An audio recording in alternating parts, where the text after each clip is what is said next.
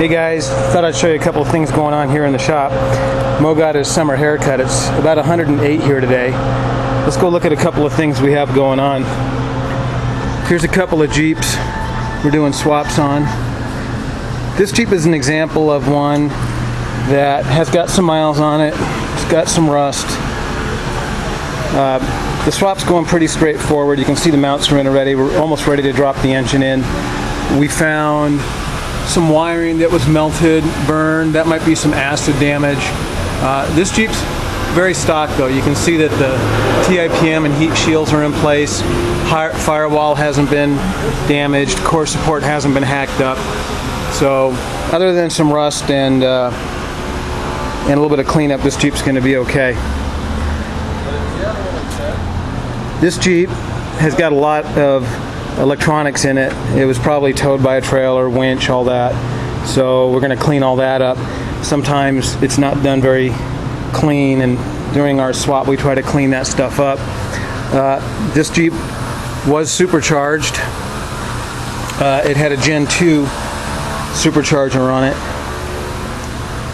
Some of the modifications, as you can see, well maybe you can't, to the core support to get the intercooler in are pretty invasive. Now this Gen 2 supercharger did not cut the shield between the TIPM and the engine. However, you can see how hot this got. Look how the plastic shield here between the battery and the engine is actually melted. Let's go look at another one.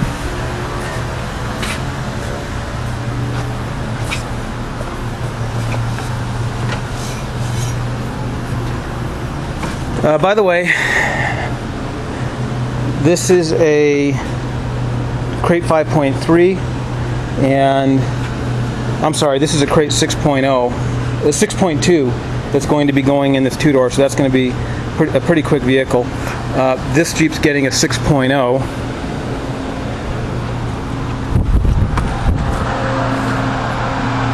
This is a brand new crate 6.0 that we're just finishing up. The body got dropped a couple of days ago, and we're just waiting for a couple of new power steering pump because it has PSC setup on it, and we'll be buttoning this one up, and hopefully it'll be running early next week. He's got his onboard air system with his compressor.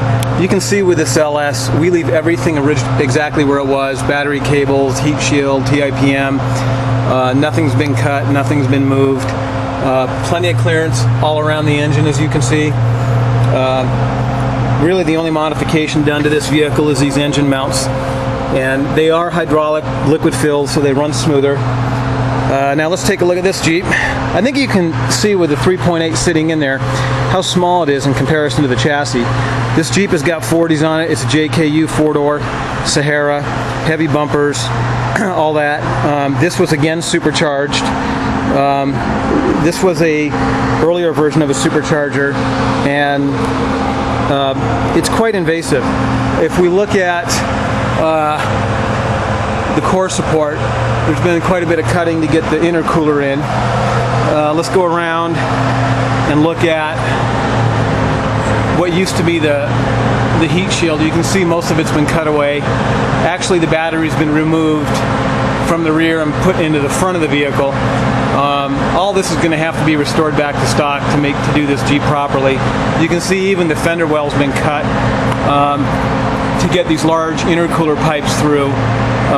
So the rubber flaps, inner fender well, battery tray will all have to be restored. We're just going to leave the core support cut up because that's just a lot of money and effort.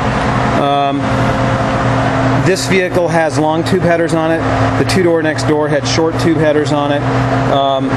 They do make it sound better. I drove this vehicle before we pulled it apart, and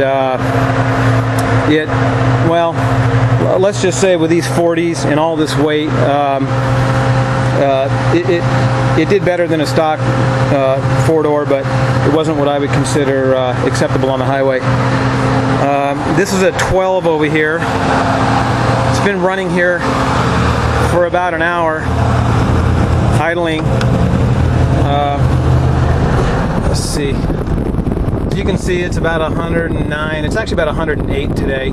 It's been idling here with the air conditioning on, and as you can see, we're running at 190 degrees.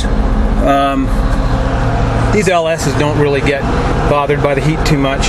And to tell you how much heat is generated in these engine compartments, you just saw that battery tray shield that was melted. I left this light under the hood and I went in a test drive, and it was actually magnetized right to the bracket that holds the ECM on. And when I got back, this was the result.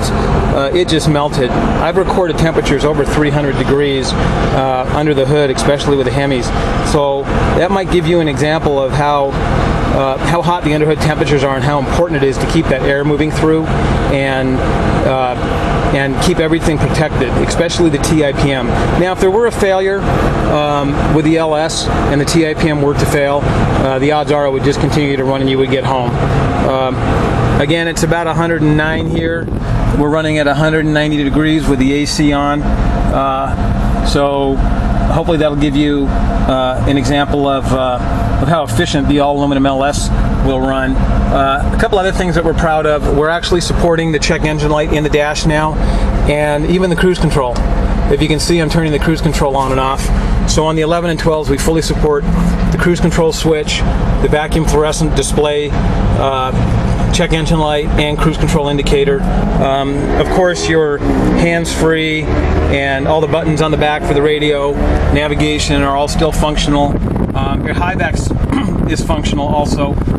This vehicle does have a bump shift in it, and we've connected that to the tap shift in the 6-speed manual transmission mode, so it can be either selected in drive, full automatic, or back into a manual mode to manually shift it. So that's pretty much what's going on. We'll be checking back with you later.